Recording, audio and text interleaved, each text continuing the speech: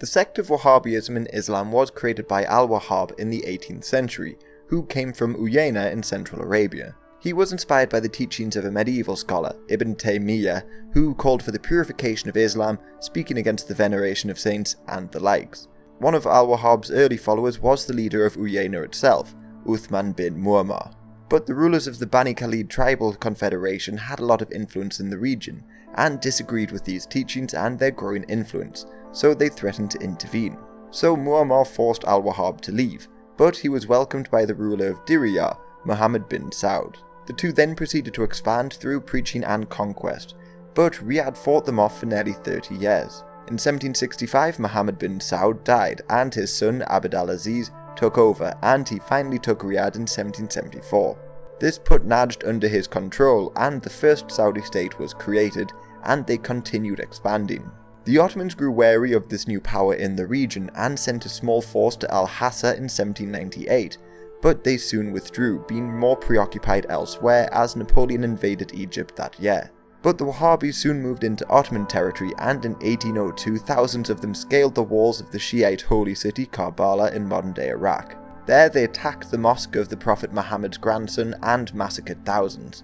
Plus they stole so much that thousands of camels had to be used to bring all of it back, but for his part in the sack of Karbala, Al-Aziz was assassinated. His successor was Saud bin Abdul al-Aziz bin Muhammad bin Saud, and he looked to conquer the west of the peninsula. Taif was taken in 1802, and then, by 1804, the holy cities of Medina and Mecca were taken from the Ottomans. Meanwhile, in Ottoman Egypt, many factions were vying for power after Napoleon had defeated the Mamluks. But it was Muhammad Ali, an Albanian soldier, who rose to prominence and was made governor. He was able to stabilize the region somewhat, while the Ottomans struggled with domestic problems and numerous coups. This allowed the Wahhabis to continue raiding Mesopotamia, and they even looked to expand north into Syria. So the Ottomans tasked Muhammad Ali with reclaiming their lost territory, with his modernized and disciplined army.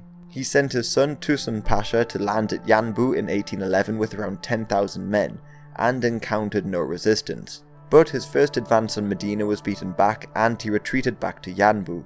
Over the next year, another 10,000 Egyptian reinforcements along with supplies arrived, and in November 1812 they took Medina back. Muhammad Ali also arrived in the region, and with his son they took Jeddah in early 1813 and moved on to Mecca.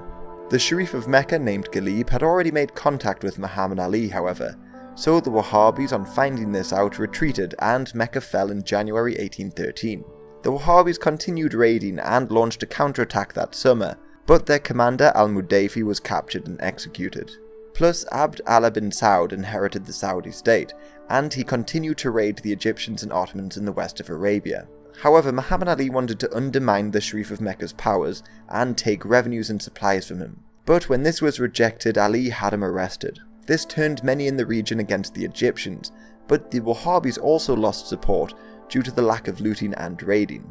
Plus, in January 1815 at Turaba, over 20,000 Wahhabis were defeated by the Egyptians, so a truce was signed. Tusun Pasha died during this truce, so when Muhammad Ali tried to root out the House of Saud for good, he sent his other son Ibrahim in 1817. He marched on Ras with nearly 10,000 men backed with artillery and captured the city by the end of the year. Predicting Egyptian success, many joined Ibrahim as he marched on Diriyah and laid siege to it in April 1818. Egyptian modernized supply lines meant that they could carry out a prolonged siege, and the city fell in September. The town was destroyed and Abdallah was executed, and they installed Ibn Muammar as a client ruler of Najd. But a grandson of Muhammad bin Saud named Turki had fled into hiding, and he formed alliances with local leaders and took back territory, starting the second Saudi state just a few years later.